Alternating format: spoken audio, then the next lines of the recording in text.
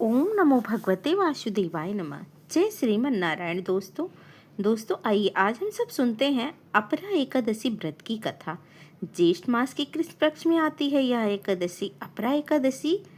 यह एकादशी मनुष्य के बड़े से बड़े पापों को नाश कर देती है। यह ऐसी एकादशी तिथि है जिसका नियम और श्रद्धा पूर्वक पालन करने से मनुष्य के जघन्य पाप भी समाप्त हो जाते हैं। बस करना है तो सिर्फ एक काम, वह है पूर्ण श्रद्धा के साथ समर्पित भाव से इस एकादशी का पालन करना। उपवास के पालन के साथ साथ भगवान श्री हरि के पवित्र नामों का जप करना, उनका चिंतन करना। तो चलिए इस परम पवित्र अपरा एकादशी से जुड़ी इस पौराणिक कथा का श्रवण करते हैं। आइए आज की अपरा एकादशी व्रत कथा को आरंभ करते हैं। नदी के किनारे बसा हुआ एक सुंदर और समृद्ध राज आज किसी अनहोनी घटना को देखने वाला था। ऐसा लग रहा था मानो हरियाली और खुशहाली का साम्राज्य समाप्त हो रहा था। सभी घरों में दीपक बुझ हो चुके थे और घरवाले निद्रा देवी के अधीन हो चुके थे। धर्म की ध्वजा लहराने वाले राज्य में आज अधर्म का आचरण होने वाला था। वैसे तो यह अमावस्या से पहले 14वीं की अंधेरी रात थी और हालांकि कुछ पहर बाद सूरज निकलने ही वाला था, लेकिन शायद नगर वासियों के भाग्य का सूरज हमेशा के लिए डूबने वाला था। और क्यों ना होता, आखिर उनके महान पराक्रमी उदार धर्मात्मा और सशक्त राजा के जीवन पर मृत्यु के बादल जो मंडरा रहे थे। राजा महिध्वज के आदर्श राज्य में ना तो कभी धर्म की हानि हुई और ना ही किसी निर्दोष की हत्या हुई। ना कोई अपराधी बिना दंड के टूटा और ना ही निर्दोष को सजा हुई।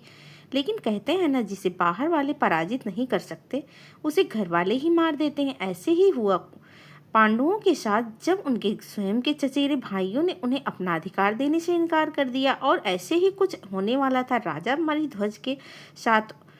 इस कथा में मुख्य खलनायक का किरदार निभा रहे थे उनके अपने छोटे भाई वज्रध्वज, जो कि अपने बड़े भाई की कीर्ति पताका की चमक को सह नहीं पा रहे थे। इस कारण से राजा महिध्वज के शत्रु बन बैठे और इसका परिणाम यह आया कि वज्रध्वज ने एक अत्यंत क्रूर निर्णय लिया। उनके कानों में राजा महिध्वज की लोकप्रियता के शब्द गूंज रहे थे और वह उसे शांति से सोने नहीं दे रहे थे। ईर्ष्या और द्वेष से पूर्ण होकर हावी हो चुके थे। आखिरकार वह उठा। वह अंधेरी रात में अंधकार से ही ज्यादा कालाकृत करने के लिए उसके कदम राजा महिध्वज के कक्ष की ओर बढ़ रहे थे। ना तो उसे किसी सिपाही ने रोका और ना ही उसकी अंतरात्मा की आवाज उसे सुनाई दी। आखिरकार उसने अपने बड़े भाई राजा महिध्वज के कक्ष में जाकर तलवार के निर्दयी प्रहार करके सोते हुए भाई की हत्या कर दी।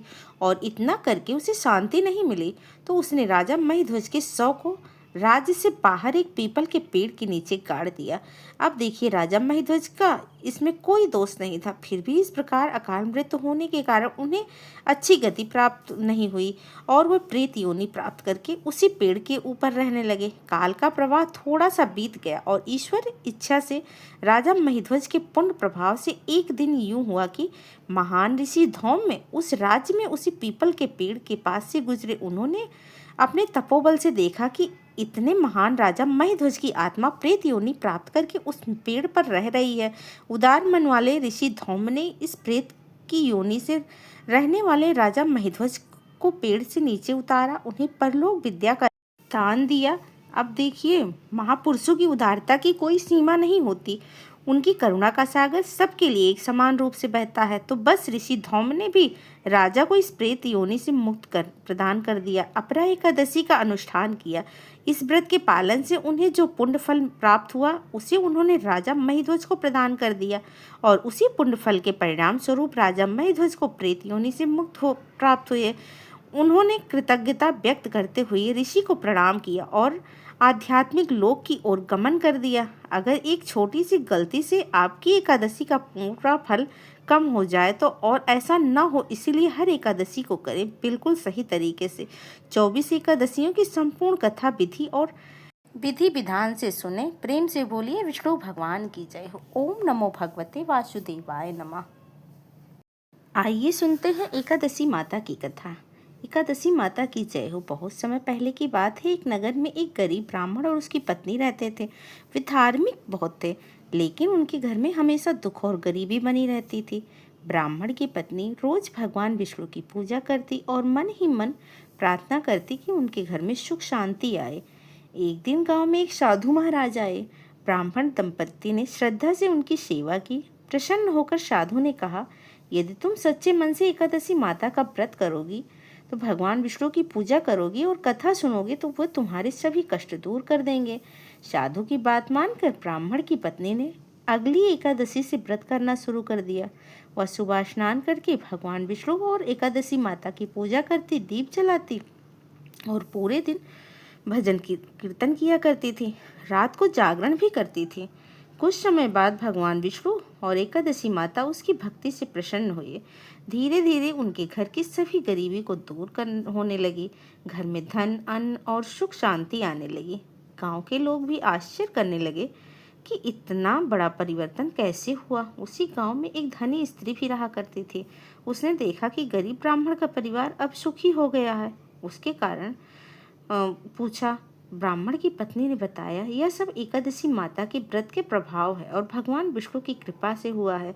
लेकिन धनी स्त्री को अहंकार था। उसने व्रत को तो किया पर मन से श्रद्धा नहीं की। वह दिखावे के लिए पूजा करती थी। कुछ दिनों बाद उसका धन धीरे धीरे कम होने लगा और घर में अशांति फैल गई।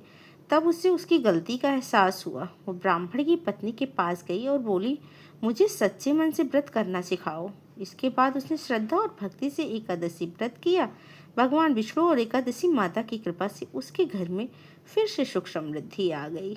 जो व्यक्ति श्रद्धा, नियम और सच्चे मन से एकादशी माता का व्रत करता है उसके सभी दुख दूर हो जाते हैं और भगवान विष्णु की कृपा प्राप्त होती है। बोलो एकादशी माता की जय हो, भगवान विष्णु की जय हो, लक्ष्मी नारायण भगवान की जय हो। आइए सुनते हैं एकादशी के दिन सुनी जाने वाली तुलसी माता की कथा। प्राचीन समय की बात है। एक गांव में एक गरीब बुढ़िया रहा करती थी और भगवान विष्णु की बहुत बड़ी भक्त थी। उसके घर के आंगन में तुलसी माता का सुंदर पौधा लगा हुआ था। बुढ़िया रोज सुबह स्नान करके तुलसी माता को जल चढ़ाती और दीपक जलाती और भगवान विष्णु का नाम जपा करती थी। बुढ़िया बहुत गरीब थी, लेकिन उसके मन में कभी कोई लालच नहीं आया। वह जो भी मिलता उसी में संतोष रखती थी। एकादशी के दिन वह व्रत रखती और तुलसी माता की विशेष पूजन किया करती थी। उसी गांव में एक अमीर स्त्री भी रहा करती थी। उसने देखा कि गरीब होने पर भी बुढ़िया हमेशा खुश क्यों रहती है। उसने पूछा, माई तुम्हारे पास धन नहीं है, फिर भी तुम इतनी प्रसन्न कैसे रहती हो। बुढ़िया बोली, यह सब तुलसी माता और भगवान विष्णु की कृपा से है। मैं श्रद्धा से एकादशी का व्रत करती हूँ और तुलसी माता की सेवा किया करती हूँ। अमीर स्त्री ने सोचा कि वह भी ऐसा करेगी, लेकिन उसके मन में श्रद्धा और कम दिखावा ज्यादा था। वह पूजा तो करती पर तुलसी माता का आदर नहीं किया करती थी। कभी पौधों को बिना कारण ही तोड़ लेती थी और कभी पूजा में लापरवाही करती थी। कुछ दिन बाद उसके घर में कलह और दुख बढ़ने लगा। परिवार में हानि होने लगी। तब वह घबराकर बुढ़िया के पास गई और अपनी परेशानी बताई। बुढ़िया ने कहा, तुलसी माता को केवल फूल पत्ते चढ़ाने से प्रसन्नता नहीं होती, सच्चे मन और श्रद्धा और सेवा से पूजा करनी चाहिए। अमीर स्त्री को अपनी गलती का एहसास हुआ। उसने सच्चे मन से तुलसी माता की पूजा की और एकादशी का व्रत किया और भगवान विष्णु को स्मरण करने लगे। धीरे धीरे उसके घर के सभी कष्ट दूर होने लगे और सुख शांति उसके घर से फिर से लौट आए। तुलसी माता भगवान विष्णु अत्यंत प्रसन्न हुए। जो व्यक्ति श्रद्धा और भक्ति से तुलसी माता की पूजा करता है तथा एकादशी का व्रत करता है उसके घर में सुख शांति और समृद्धि बनी रहती है। प्रेम से बोलो तुलसी माता की जय हो, भगवान विष्णु की जय हो। ओम नमो भगवते वासुदेवाय नमः। जय श्री कृष्ण। राधे राधे। हर हर महादेव।